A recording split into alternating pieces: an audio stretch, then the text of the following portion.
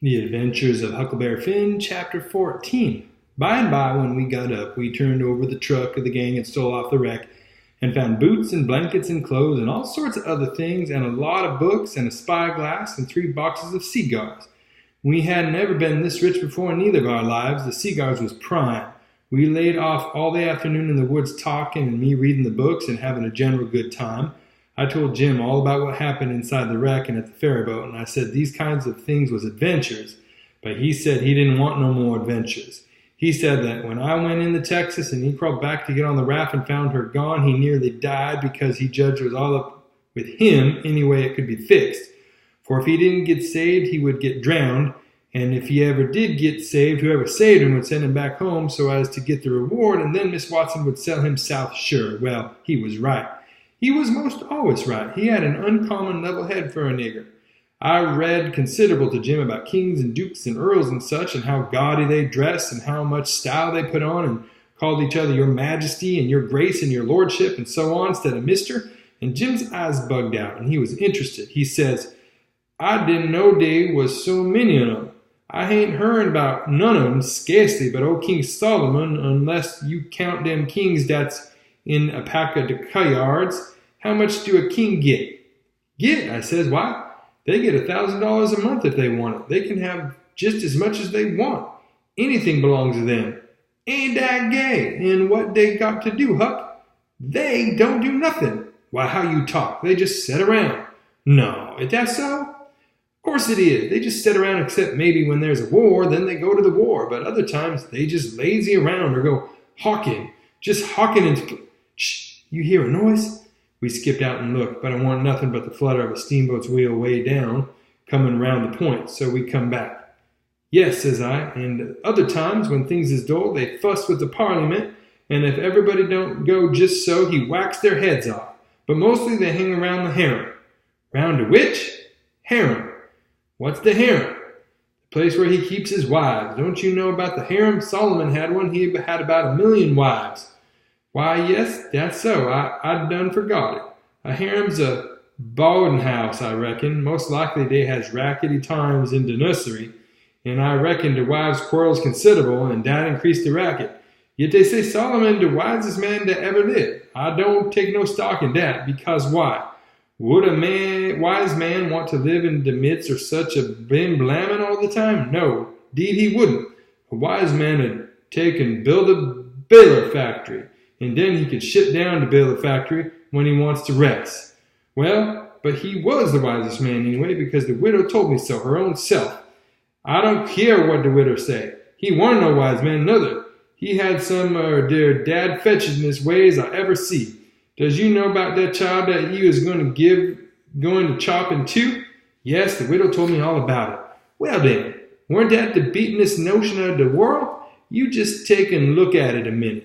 There's the stump, that's one of the women. Here's you. That's the other one. I's Solomon. And the dish your dollar bill's the child. Before and you claims it. So does I do? What does I do? Does I shin around amongst the neighbors and find out which in you the bill do belong to and hand it over to the right one, all safe and sound, the way that anybody that had any gumption would? No. I take and whack the bill in two and give half unto you and the other half unto the other woman. That's the way Solomon was going to do with a child.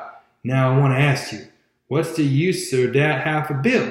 Can't buy nothing with it. And what's the use of half a child? I wouldn't give a darn for 1 million on them.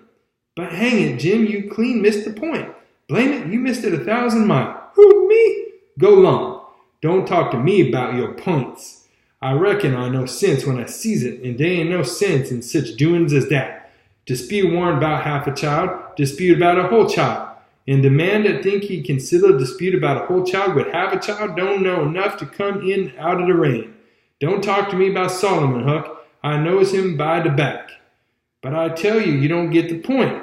Blame the point.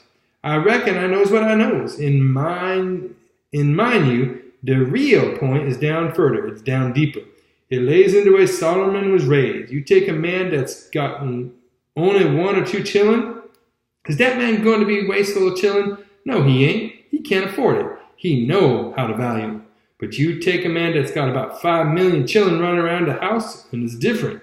He as soon as chop a child in two as a cat. There's plenty more. A child or two, more or less, more no consequence to Solomon. Dad fetch him.